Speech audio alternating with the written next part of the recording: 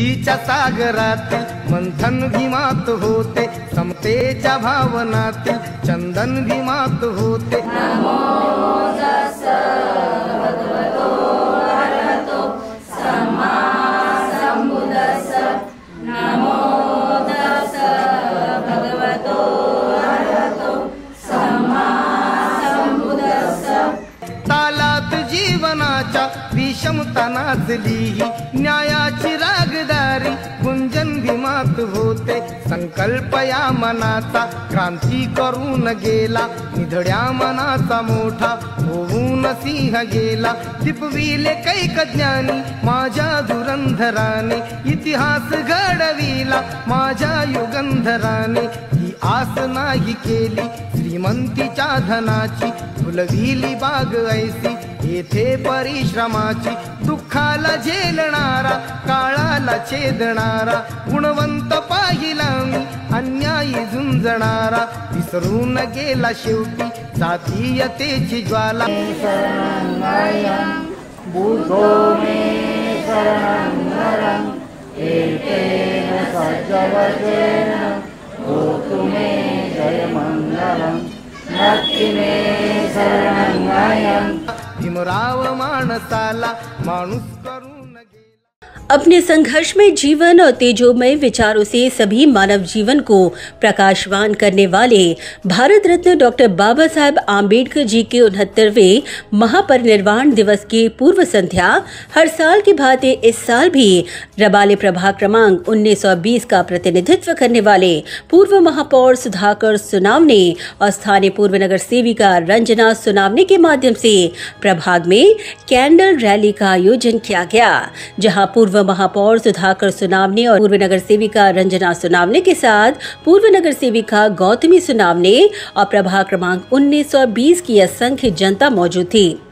बता दें कि रबाले बुद्ध विहार से चली यह कैंडल रैली रबाले प्रभाग क्रमांक 19 और 20 के अलग अलग भागों से होते हुए बुद्ध विहार पंचशील नगर में जाकर संपन्न हुई, जहां पर प्रभाग के तमाम नागरिकों ने भारत रत्न डॉक्टर बाबा साहेब आम्बेडकर जी के विचारों और सिद्धांतों को अपने जहन में 24 घंटे प्रज्वलित रखने की शपथ ली।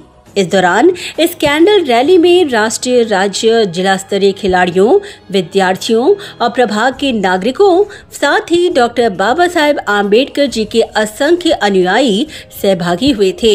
इस दौरान हाथों में मोमबत्ती की ज्योत से संपूर्ण रबाले परिसर डॉक्टर बाबा साहेब आम्बेडकर जी के महापरिनिर्वाण दिवस पर उनका विनम्र अभिवादन और प्रार्थना करते नजर आए।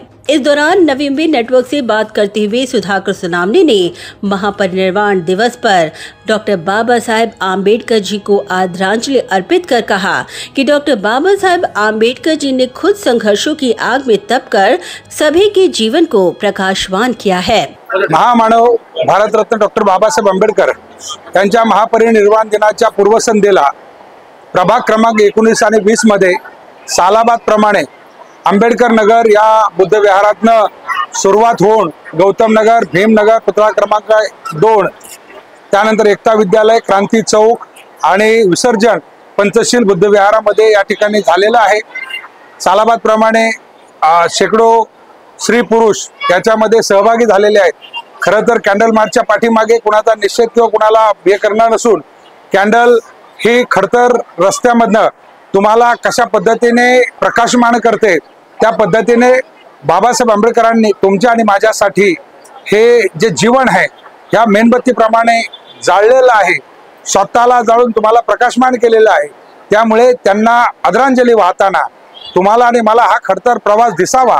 ही कष्टकऱ्यांची वसाहत आहे, त्या कष्टकऱ्यांच्या वसाहतीमध्ये तुमची आणि माझी मुलं जर ह्या सगळ्या संकटातून तुम्हाला आणि मला बाहेर आणायचे असतील तर त्यांना शिक्षणाच्या उंदीमध्ये त्या ठिकाणी नेणं गरजेचं आहे। आणि शिक्षण हे या संपूर्ण प्रभागाचा आत्मा आहे।